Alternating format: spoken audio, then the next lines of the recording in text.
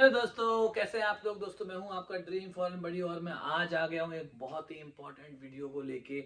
और ये वीडियो जैसे मुझे अभी लास्ट टाइम याद आया कि मैंने एक वीएफएस ईमेल सिस्टम पे मैंने कंप्लीट बनाया था, बट उस टाइम पे मेरे पास इतनी इन्फॉर्मेशन नहीं थी। और जो मेरे पास उस टाइम पे बेस्ट अवेलेबल इन्फॉर्मेशन थी उसके बेस पे मैंने बनाया।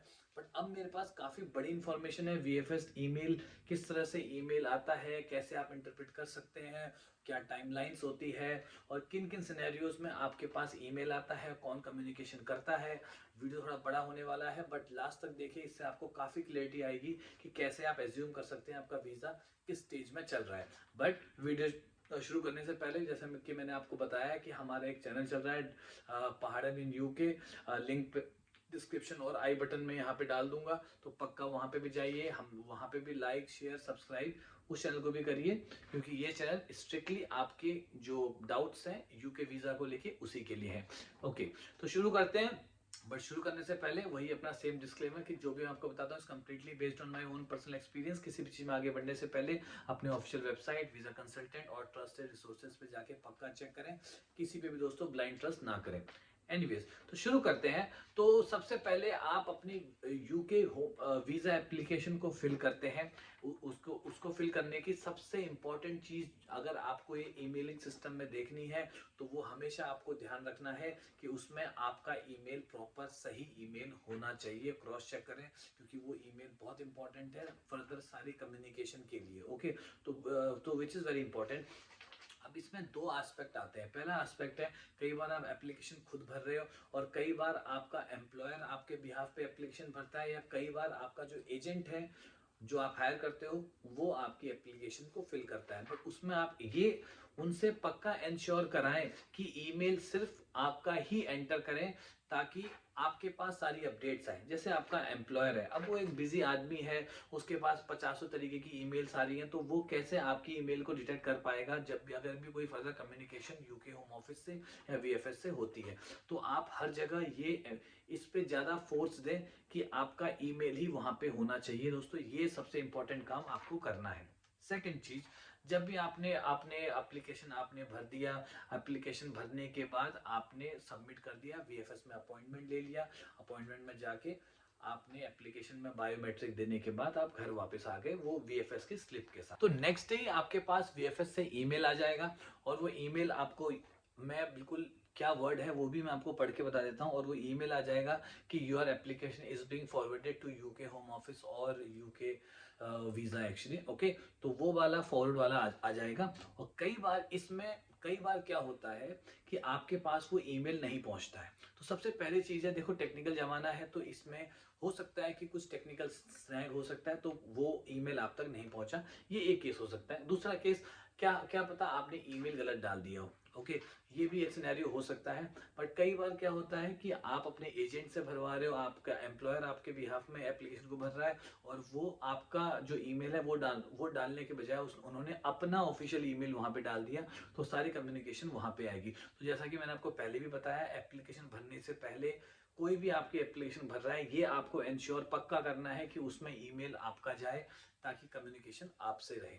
एनीवेज, तो यहाँ के बाद तो ये मिस्टेक हो सकती है, क्या पता एम्प्लॉयर की ईमेल हो, क्या पता किसी एजेंट की ईमेल हो, या फिर आपने ईमेल अपनी गलत डाली है। But in any case, even ये ईमेल आपके पास नहीं आता है, आपको इसमें घबराने की किसी भी लेवल पे जरूरत नहीं है, क्योंकि इसका एक्सेप्टेंस से और रिजेक्शन से कोई मतलब नहीं है। बस ये आपको बताता है कि आपकी एप्लीकेशन वहां पहुंच गई है, जो आप ऑटोमेटिकली डिसाइड कर सकते हैं या आप एज्यूम कर सकते हैं कि एप्लीकेशन आपकी फॉरवर्ड कर दी गई है।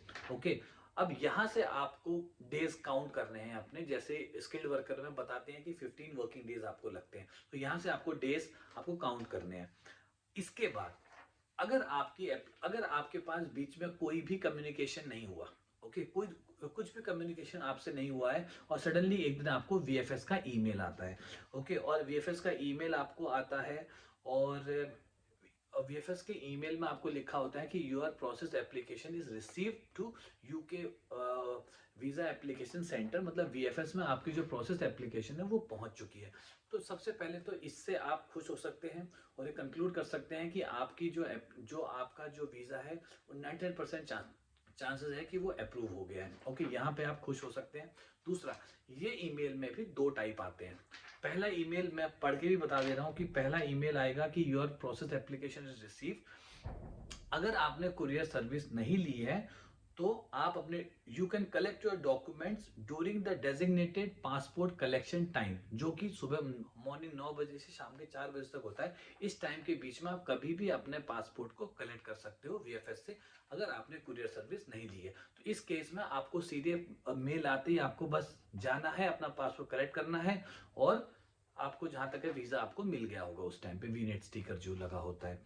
बट इसी में एक दूसरा सिनेरियो भी आता है, जब वीएफएस आपको ईमेल करता है कि प्रोसेस एप्लीकेशन रिसीव हो चुकी है, अगर आपने कुरियर सर्विस नहीं ली है तो आप do not visit the centre. मैं आपको पढ़ के बता देता हूँ। Please do not visit the visa application centre, we will be contacting you shortly to make arrangements for the collection of your passport. तो कह रहे हैं कि आप खुद से नहीं आएंगे, हम आपको जल्दी से कांटेक्ट करेंगे और आपके जो कलेक्शन टाइम है हम आपको वो टाइम बताएंगे। तो इस केस में एक उनके पास सेकंड ईमेल आपके पास आएगा। कई बार वो उसी दिन आता है, कई बार उसी टाइम भी आता है, कई बार सेम डे ही आ जाता है कि आप अपनी एप्लीकेशन को इस टाइम पे लेने के लिए आ जाए। कई बार वो एक सेट टाइम आपको बताते हैं, उस टाइम में आपको अपनी एप्लीकेशन लेने के लिए आना है।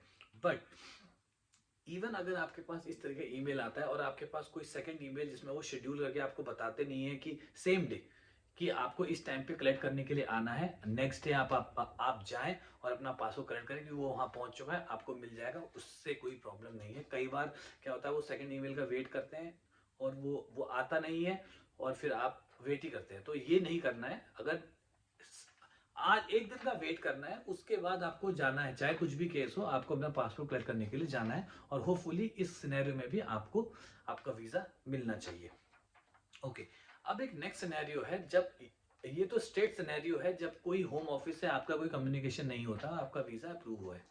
सेकेंड सिनेरियो है जब होम ऑफिस को लगता है कि आपके जो डॉक्यूमेंट हैं ये सफिशिएंट नहीं है आपको प्रूव करने के लिए, या आपके एक्सपीरियंस को या आपकी नॉलेज को या जॉब को प्रूव करने के लिए सफिशिएंट एविडेंस नहीं है, तो उस केस में होम ऑफिस आपसे खुद कांटेक्ट करेगा। ओके, तो खुद कांटेक्ट करेगा। और हमेशा याद रखें, वीएफएस अगर कुछ भी डॉक्यूमेंट रिलेटेड काम है, रिजेक्शन है, एक्सेप्टेंस है, कुछ डॉक्यूमेंट चाहिए या उनको कुछ भी चाहिए, अब सारा कम्युनिकेशन आपका वीएफएस से ना होकर यूके होम ऑफिस से डायरेक्टली होगा। तो वीएफएस से किसी भी ईमेल में ना पड़े। ओके, तो सबसे पहले अगर ऐसा होम ऑफिस को लगता है तो होम ऑफिस आपको एक ईमेल भेजेगा। वो और उस ईमेल में यही होगा, मैं आपको पढ़ के बताता हूँ। जैसे मुझे एक का एग्जांपल मेरे पास है, बट मैं आपको पढ़ के बताता हूँ कि वो क्या क्या लिख के भेजते हैं। वो बोलते हैं कि we will be sending you another email from UK decision making centre stating that you asking we are asking you to provide the following documents, and please note that you are no longer required to provide this document, and your application will be assessed based on your evidence and documentation already received as a part of your application। वो कहते हैं कि हमको इन document की requirement है और आप हमको ये डॉक्यूमेंट डायरेक्टली इसी मेल पे अपलोड करके भेजें, और अगर आप नहीं भेजते हो तो हम आपकी एप्लीकेशन को उन्हीं डॉक्यूमेंट के बेस पे एसेस करेंगे जो हमारे पास आपने as a part of application भेजे हैं।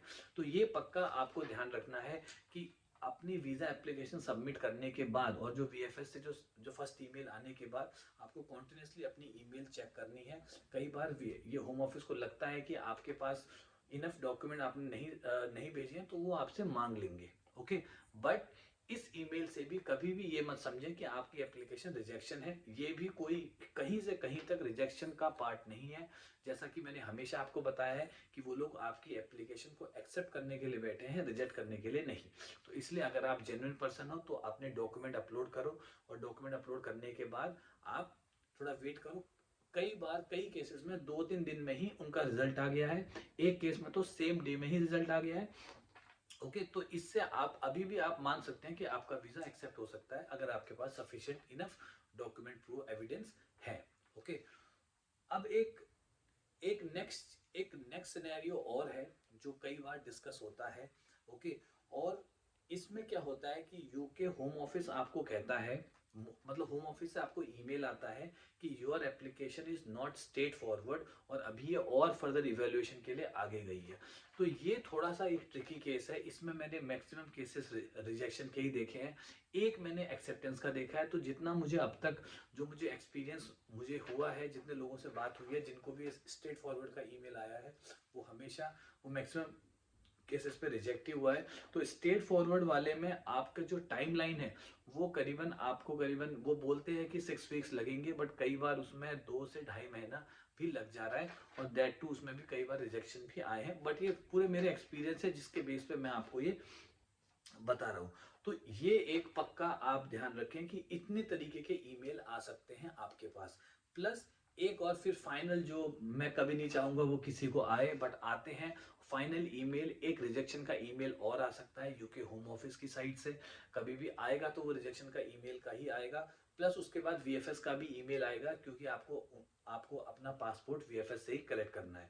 तो अगर रिजेक्शन का ईमेल आपको यूके होम ऑफिस से आता है तो वो एक डिटेल्ड लेटर होगा जिसमें वो आपको बताएंगे कि उन्होंने आपका जो एप्लीकेशन है वो क्यों रिजेक्ट किया, और आपके पास अब नेक्स्ट स्टेप्स क्या हैं। क्या आप रीअप्लाई कर सकते हो, कई बार वो बैन कर देते हैं, कई बार आपको वो एडमिनिस्ट्रेटिव रिव्यू का भी ऑप्शन देते हैं जिसमें आप दोबारा से अपील कर सकते हो कि भाई मेरे कुछ गलती हुई है, इसको एक बार रीअसेस करो, उसे कुछ फीस है। तो ये इतने तरीके के ईमेल आ सकते हैं।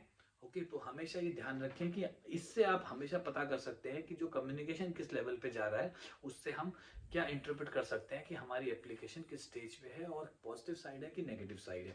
But most of the cases में अगर कोई कम्युनिकेशन नहीं हो रहा, केवल VFS to VFS, second email भी वीएफएस से ही आ गया, समझो एक्सेप्ट है।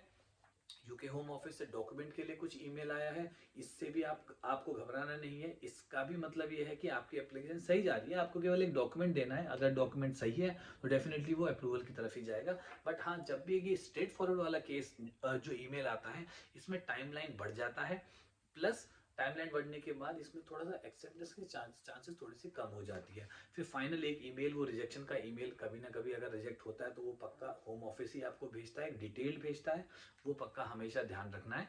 बट अल्टीमेटली एक वीएफएस से लास्ट ईमेल पक्का आपको हमेशा आएगा, जहां पे वो आपको बोलेगा कि आपको पासपोर्ट कलेक्ट करना है। ओके, तो आई होप दोस्तों ये थोड़ा सा वीडियो इन्फॉर्मेटिव लगा होगा, लंबा काफी हो गया, बट ये बहुत इंपॉर्टेंट है कि ये चीज चेक करना। ओके, बट मैं एक बार फिर से रिपीट करूंगा दोस्तों, यही चीज, आप अपना एप्लीकेशन खुद भर रहे हो, एम्प्लॉयर से भरवा रहे हो या एजेंट से भरवा रहे हो, इन सारे केस में आपको ये इंश्योर करना है कि ईमेल आपका ही हो और सही ईमेल हो। ओके ओके दोस्तों, तो लगता है, आशा करता हूँ कि आपको वीडियो थोड़ा इन्फॉर्मेटिव लगा होगा।